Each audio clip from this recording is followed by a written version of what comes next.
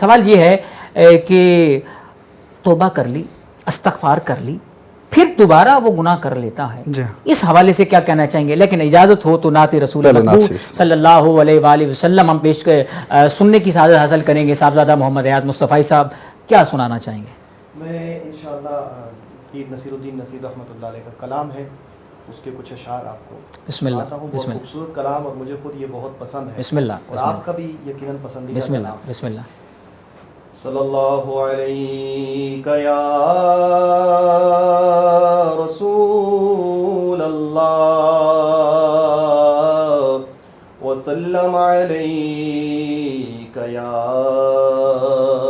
حبیب اللہ۔ ماشاءاللہ، سبحان اللہ۔ ایک میں ہی نہیں ان پر کیا کہنے بھائی، کیا کہنے؟ سبحان اللہ، سبحان اللہ۔ قربان زمانہ ہے، ایک میں ہی نہیں ان پر قربان زمانہ ہے، جو رب دو عالم کا،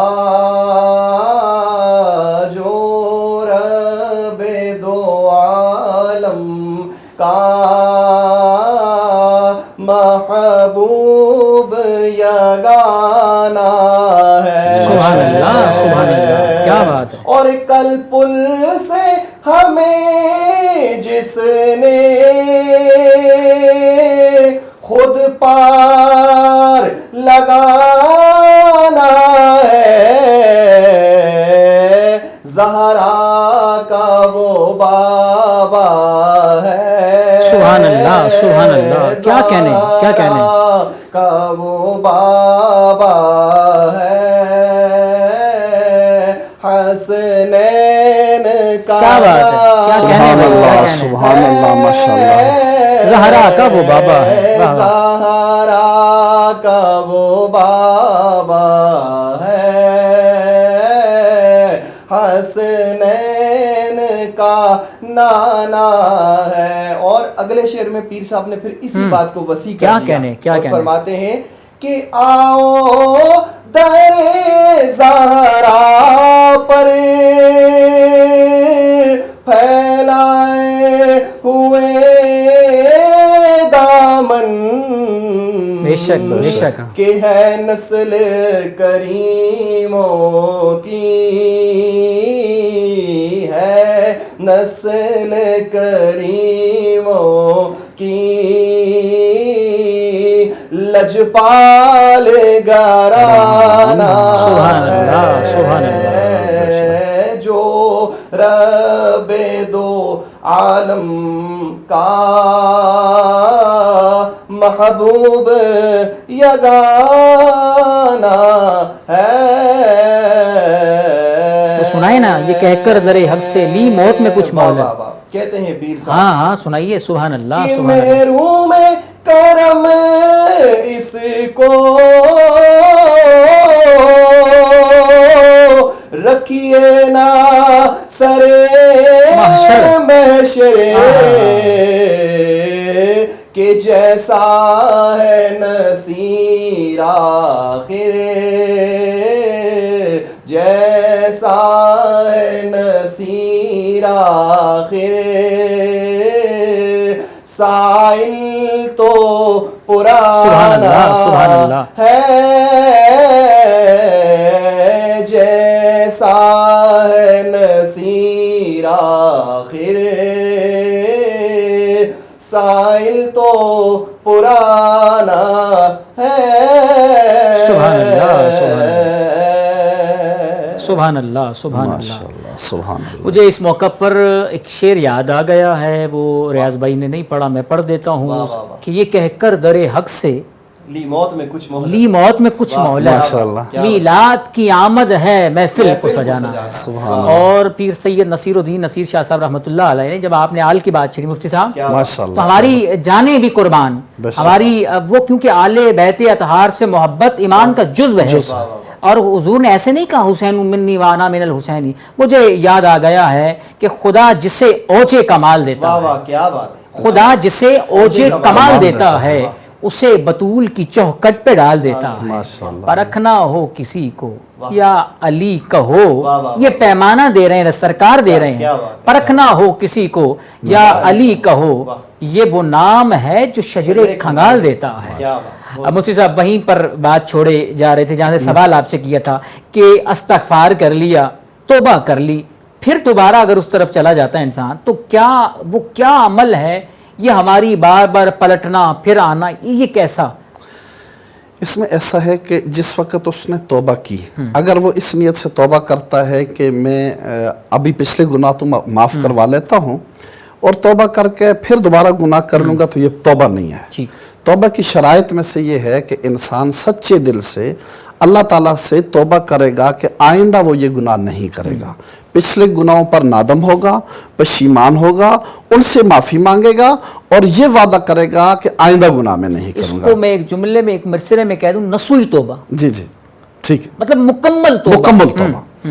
اب اگر پھر غلطی سے اس نے کر لیا, یعنی اس وقت تو اس کی کوئی نیت نہیں تھی, لیکن انسان ہے, خطا کا پتلا ہے, پھر کسی وقت اس نے غلطی کر لی, پھر دوبارہ توبہ کرے, پھر لیکن شرط وہی ہے کہ وہ سچے دل سے کرے گا, پھر اس سے غلطی ہو گئی پھر توبہ کرے. اس کا دل وسیع ہے, وہ بہت سخی ہے, وہ بہت لجپال ہے, وہ بہت بڑا کریم ہے, وہ معاف فرما دے گا. ایک حدیث شریف اس زمن میں آپ کی خدمت میں عرض کروں, بڑی معروف حدیث ہے, اکثر لوگ اس کو سنتے رہتے ہیں کہ نبی علیہ السلام نے ارشاد فرمایا پہلی امتوں میں سے کہ ایک شخص تھا اور 99 آدمیوں کا وہ قاتل تھا, اور وہ ایک بنی اسرائیل کا وہ ایک عالم دین کے پاس چلا گیا اور اس نے کہا کہ جی میں 99 آدمیوں کا قاتل ہوں, کیا میری بخشش ہو سکتی ہے, میری توبہ قبول ہوگی؟ اس کے دل میں اللہ کا خوف پیدا ہوا, تو اس عالم دین نے کہا کہ تو 99 آدمیوں کا قاتل ہو کر اب میرے پاس آئے, اب تو توبہ کرتا ہے, تیری کوئی بخشش نہیں ہے, نکل جا میری درگاہ سے. اسے نکال دیا, کہیں تیری وجہ سے میرے اوپر عذاب نازل نہ ہو جائے. تو باہر نکلا, اس کے ذہن میں خیال آیا کہ 99 تو میں نے ویسے ہی قتل کیے ہوئے ہیں, اب ایک یہ 100 کا عدد ہی پورا کر لوں. اس اندر گیا اور اس نے اس کی گردن بھی اڑا دی اور اسے قتل کر دیا. اب اس کے بعد پھر چلا گیا, تو اس ذہن میں تو یہی بات ہے کہ میری تو توبہ قبول ہی نہیں ہوئی. پھر کہیں اللہ رب العزت کا خوف اس کے دل میں پیدا ہوا, پھر توبہ کی خواہش پیدا ہوئی, ایک اور عالم دین کے پاس گیا اور اس سے گزارش کی کہ حضرت ایسا ہے کہ میں 100 آدمیوں کا قاتل ہوں, کیا میری توبہ قبول ہو سکتی ہے؟ تو انہوں نے فرمایا یقیناً قبول ہو سکتی ہے, اللہ کی رحمت وسیع ہے, لا تقنطوا من رحمت اللہ, ان اللہ یغفر الذنوب جميعا, اللہ کی رحمت سے نا امید نہیں ہونا چاہیے, اللہ سارے گناہوں کو معاف فرمانے والا ہے. تو اس نے کہا کہ آپ سچی دل سے توبہ کریں اور جائیں بیت المقدس میں, وہاں پر اہل اللہ موجود ہیں, اللہ کے ولی موجود ہیں, وہاں آپ جائیں, وہاں سچے دل سے توبہ کریں, اللہ تعالیٰ آپ کو معاف فرما دے گا.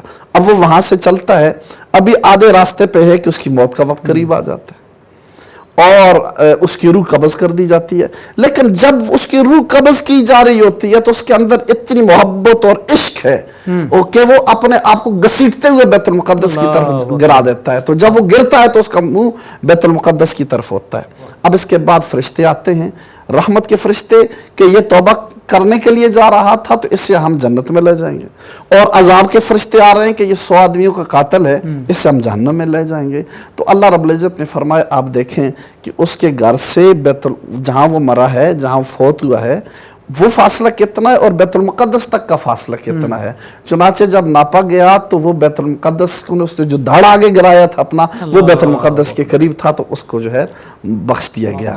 تو یہ ہے کہ 100 آدمیوں کا قاتل ہے, لیکن اس کو بھی نا امید نہیں ہونا چاہیے اللہ رب العزت کی رحمت سے. اللہ کی رحمت بہت وسیع ہے, اور وہ تو رحیم ہے, وہ رحیم ہے, وہ کریم ہے, وہ پالنہار ہے. بے شک ایسے کیسے چاہے گا کہ ہمیں جس نے پیدا کیا, جو ہمارا پالنہار ہے, جو ہمیں رزق دیتا ہے, جو ہماری مدد فرمانے والا ہے, وہ کیسے چاہے گا مخلوق کو؟ جیسے میاں صاحب نے بھی فرمایا تھا کہ لکھ واری میں توبہ پنی, پھر بھی ہاں بے اتبارہ, پھر بھی کرم تیرے دیا مولا میں ہاں آسان. کیا بات مفتی صاحب, ون لائنر میسج, ہمارے پروگرام کا وقت ختم ہو چکا.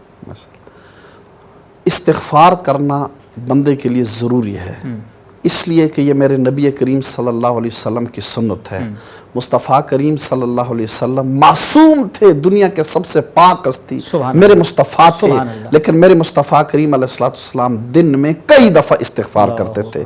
तो हम जैसे गुनाहगार तो मोहताज हैं, सरापा गुनाहगार हैं। हमें चाहिए कि हर वक्त अल्लाह रब्बुल इज़्ज़त से इस्तिग़फ़ार करें, माफ़ी मांगें, तौबा करें, ताकि जिस तरह उसकी रहमत हमारे ऊपर बरस रही है ये ज़्यादा वसी हो जाए, ज़्यादा उसकी रहमत हमारे ऊपर बरसती रहे।